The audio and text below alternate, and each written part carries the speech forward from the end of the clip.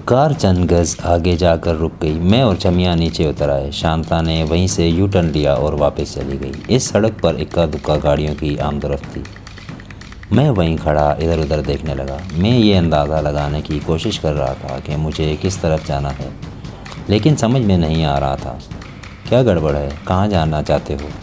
छमिया ने पूछा। अचाल शौर मंदिर, मैंने जवाब दिया, मगर रास्ता समझ नहीं आ रहा। मेरे साथ आओ, मैं बताती हूँ, छमिया ने कहा। इस सड़क पर तकरीबन 1 फरलांग का फासला तय करने के बाद हम एक और सड़क पर मुड़ गए, जो बतदरीज बुलंदी की तरफ जा रही थी। ये रिहायशी इलाका था। कहीं कहीं कोई दुकान भी नज़र आ जाती। हम लोगों से दूर रहकर आगे बढ़ते रहे और फिर जैसे ही एक और सड़क पर घूमे, रास्ता मेरी समझ में आ गया। ये वही सड़क थी जिस तरफ मैं पहले रोज़ रात के वक्त एक औरत की कार छीन कर आया था, और इस सड़क पर आगे जाकर कार का पेट्रोल ख़त्म हो गया था। बहुत आगे बुलंदी पर अचार शौर मंदिर की बत्तियां नज़र आ रही थी। इस सड़क पर पैदल लोगों की आमदोरफ्त भी थी। ज़्यादातर लोग सामने से आ रहे थे, उनमें औरतें भी थीं और बच्चे भी, और गालिबन ये लोग वो थे जो अचार शौर मंदिर की यात्रा से वापस आ रहे थे।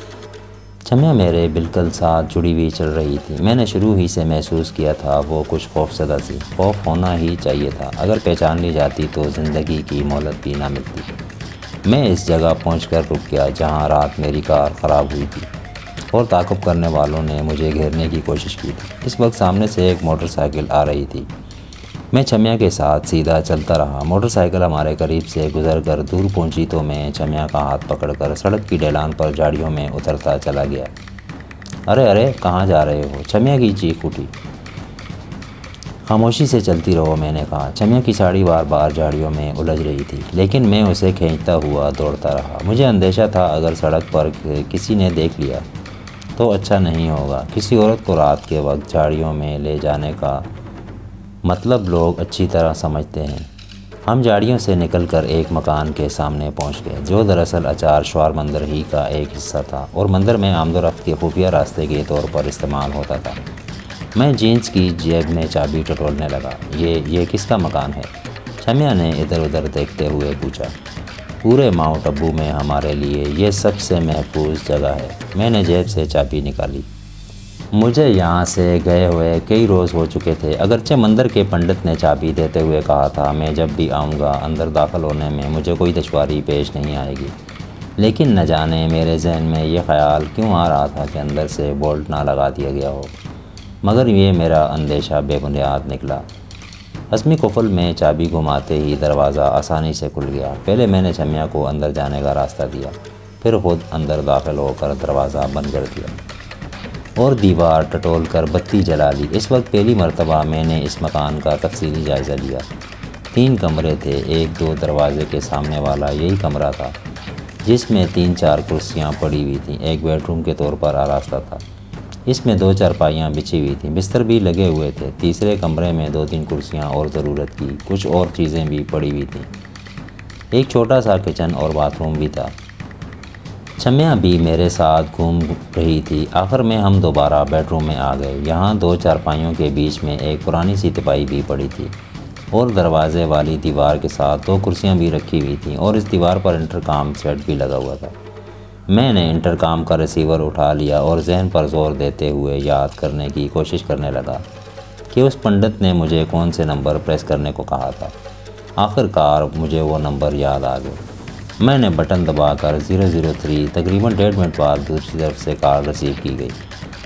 आवाज़ किसी औरत की थी। ललिता। मैंने अंधेरे में तीर मारा। हाँ, मैं ललिता हूँ। तुम कौन हो? दूसरी तरफ से पूछा गया। मैं वही हूँ जिसने चंद रोज़ पहले इत्तफाकिया तौर पर पंडित के इशरत कदे में तुम लोगों से मुलाकात की थी और तुम लोगों ने मुझे छोटे मकान से रुखसत किया था और तुम्हारे पंडित ने मुझे इस मकान की चाबी भी दी थी। मैंने उसे तफसील से याद दिलाया कि मैं कौन हूँ। नाम इसलिए नहीं बताया कि उस रात हमारा तारुफ नहीं हुआ था। ना जी, ललिता की आवाज़ सुनाई दी। तुम्हें मेरा नाम कैसे मालूम हुआ? मैं उसके मुंह से अपना नाम सुनकर चौंक गया।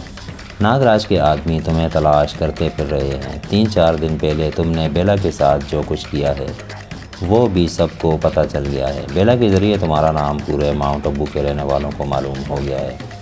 और वो लड़की कहाँ है? जो तुम्हारे साथ भागी थी, क्या नाम है उसका? हाँ, याद आ गया, छमिया, वो मेरे साथ है। मैंने जवाब दिया। तुम अपने गुरु के साथ यहाँ आ रही हो या मैं वहाँ आ जाऊँ? तुम वहीं रुको, रास्ता भूल जाओगे, ललिता ने कहा। मैं गुरु को लेकर आती हूँ। ठीक है, मैं यहाँ इंतज़ार कर रहा हूँ, मैंने कहते हुए रिसीवर रख दिया। छमिया एक तरफ खड़ी उलझी हुई नज़रों से मेरी तरफ देख रही थी। मेरे होंठों पर खफीफ सी मुस्कुराहट थी। जहन को मत उलझाओ, मैंने कहा। मुझे समझने में तुम्हें कुछ वक्त लगेगा। वैसे मैं कोई ऐसी शय भी नहीं हूँ कि आसानी से समझ में ना आ सकूँ। मुख्तसर सी बात यह है कि नागराज मेरी जान का दुश्मन है। वो मुझे हर कीमत पर ख़त्म करना चाहता है। कई रोज़ से मुझे शहर में तलाश किया जा रहा है, लेकिन यहाँ मेरे कुछ ऐसे हमदर्द भी पैदा हो गए हैं जो मुझे अब तक उसकी पहुँच से दूर रखे हुए हैं। और ये बेला का क्या चक्कर है, उसे कैसे जानते हो? छमिया ने पूछा। बेला ही दरअसल वो नागन है जो मुझे धोखे से नागराज के पास ले गई थी, मैंने जवाब दिया। मैं आदिनाथ मंदिर से भाग निकला था और किसी तरह इस मंदिर में पहुंच गया और इत्तेफाक से इस मंदिर के पुरोहित की खिलवतगाह में दाखिल हो गया, जहां वो औरतों के साथ दादेश दे रहा था। राजदारी के वादे पर उसने मेरी मदद की और मुझे इस मकान के रास्ते बाहर निकाल दिया। बाद में मुझे पता चला था कि नागराज के 2 आदमी मेरी तलाश में इस मंदिर में घुस गए थे और उन्होंने मेरे बारे में पूछने के लिए एक पुजारी को अजियत देकर हलाक भी कर दिया था। ये वही मकान है जहाँ से मैं मंदिर से बाहर निकला था। तुम्हारा मतलब है ये मकान, यानी इस मकान का मंदिर से भी कोई ताल्लुक़ है? छमिया के लहजे में हैरत थी। ये मंदिर सदियों पहले तामीर हुआ था, मैंने कहा। पुराने ज़माने में राजाओं के महलों और मंदिरों में साजिशें होती रहती थीं। मंदिरों और महलों में ज़ेर ज़मीन खुफिया रास्ते भी बनाए जाते थे। मैं तो इस मंदिर के सिर्फ़ एक ही रास्ते से वाकिफ़ हूँ। मुझे यकीन है यहाँ और भी बहुत से खुफिया रास्ते और सुरंगें होंगी। पंडित धीरू सिंह, छमिया बड़बड़ाई। इस मंदिर का पुरोहित है, बड़ा अयाश सा आदमी है। एक मरतबा तो मैं भी उसके हाथ आते आते रह गई थी। ओह, मैं चौंक गया। उसका मतलब है वो तुम्हें पहचानता होगा? नहीं, छमिया मुस्कुराई।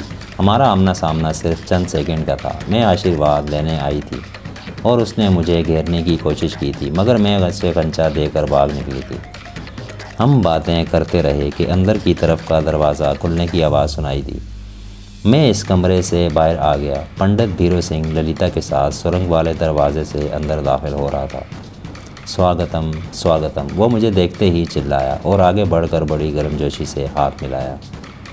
हम लोग आज तक नागराज की तरफ आंख उठाकर भी नहीं देख सके थे, लेकिन तुमने उसे नचा कर रख दिया है। वो कढ़ाई में फुल्की की तरह नाच रहा है। उसका कोई दुश्मन चंद घंटों से ज़्यादा ज़िंदा नहीं रह सका, लेकिन तुमने अब तक ना सिर्फ ज़िंदा हो बल्कि उसके सीने पर मूंग भी दल रहे हो। मुझे विश्वास है कि तुम उसे झुकने पर मजबूर कर दोगे। वो खामोश होकर छमिया की तरफ देखने लगा। ये नारी कौन है? ये मेरी है, तुम इसकी तरफ निगाह मत डालना, मैंने मुस्कुराते हुए कहा। ओह नहीं नहीं, मेरे पास बहुत हैं, चाहो तो तुम भी 2-4 ले सकते हो, धीरू सिंह ने कहा। मुझे नारियों का अचार नहीं डालना, मैंने मुस्कुराकर जवाब दिया। धीरू सिंह एकदम मुझसे बेतकल्लफ हो गया था। उस रात अपना राज फाश हो जाने के खौफ से मेरी मदद करने पर मजबूर हुआ था और वो अब नागराज की वजह से मेरा साथ देने को तैयार हो गया था। ये जगह तुम लोगों के लिए मुनासिब नहीं है, मेरे साथ आओ, धीरू सिंह ने कहा और ललिता ने बाहर वाला दरवाज़ा अच्छी तरह चेक कर लिया और तमाम बत्तियां बुझा दीं जो हमने जलाई थीं।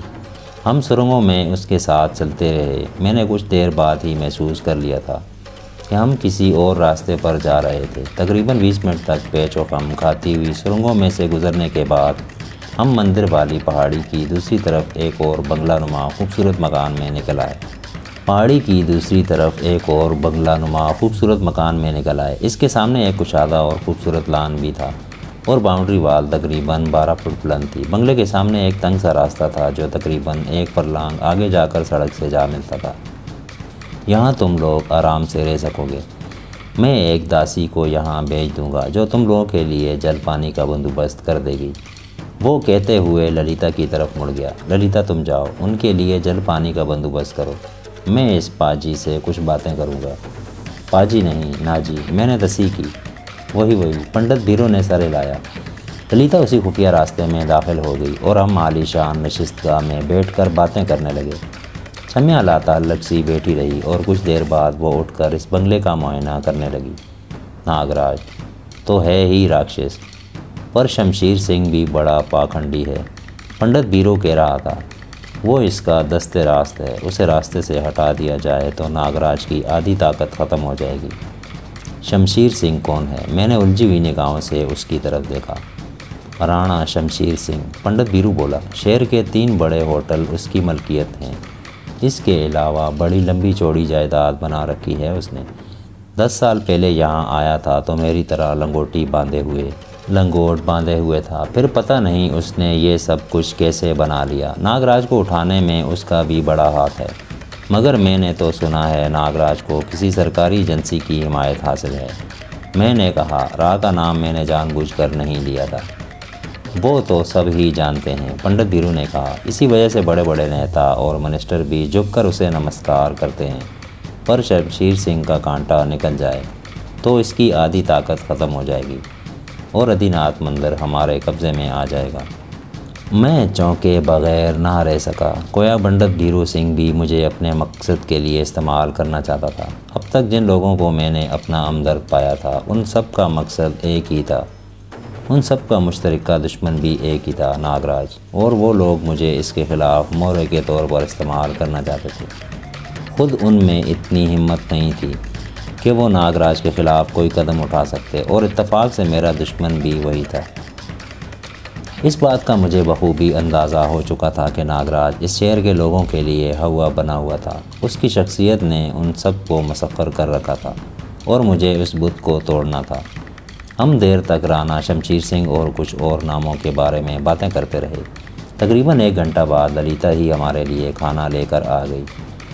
उसके साथ एक और लड़की भी थी। उसकी उम्र 20 साल से ज़्यादा नहीं थी, बेहद हसीन थी। उसका लिबास भी कुछ अजीब सा था और जिस्म के बालाई हिस्से पर लिपटा हुआ कपड़ा तो 2 बारिश से ज़्यादा नहीं था। मुझे पंडित की किस्मत पर रश्क आने लगा। ललिता और पंडित बीरू चले गए, लेकिन स्मृति नाम की वो दासी हमारे पास ही रह गई। चम्या के चेहरे के तासुरात से मैंने अंदाज़ा लगा लिया था कि वो स्मृति से कुछ चलने लगी थी। ये बंगला मेरे लिए बेहतरीन पनाहगाह साबित हुआ था। यहाँ मैं ऊंची ऊंची चारदीवारी के अंदर ही आज़ादी से घूम फिर सकता था और किसी की मुदाखलत का अंदेशा भी नहीं था। बरामदे में खड़े होकर सामने वाली पहाड़ियों का नज़ारा भी किया जा सकता था। इन पहाड़ियों पर कहीं कहीं कॉटेज और बंगले वगैरह भी दिखाई दे रहे थे। मुझे इस बंगले में रहते हुए 20 दिन गुजर गए। इस दौरान ना तो मैं बाहर निकला था और ना ही किसी और ज़रिए से अलका अग्निहोत्री या शांता से रब्ता करने की कोशिश की थी। हो सकता है वो दोनों मेरे बारे में कुछ और रंग में सोच रही हों। मैं 20 दिनों में दाढ़ी और मूछें बेतहाशा बढ़ चुकी थीं। सर के बाल भी बड़े हो गए थे। मैंने एक ख़ास मकसद के तहत कई रोज़ से ना तो दाढ़ी मूछों को छेड़ा था और ना ही सर के बाल संवारे थे, जिसके नतीजे में वो चिड़िया के घोंसले की तरह फैल गए थे। और फिर एक रोज़ मैंने बाहर निकलने का फ़ैसला कर लिया। पंडित बीरू ने मेरे लिए साधुओं वाले लिबास और दूसरी चीज़ों का बंदोबस्त कर दिया था।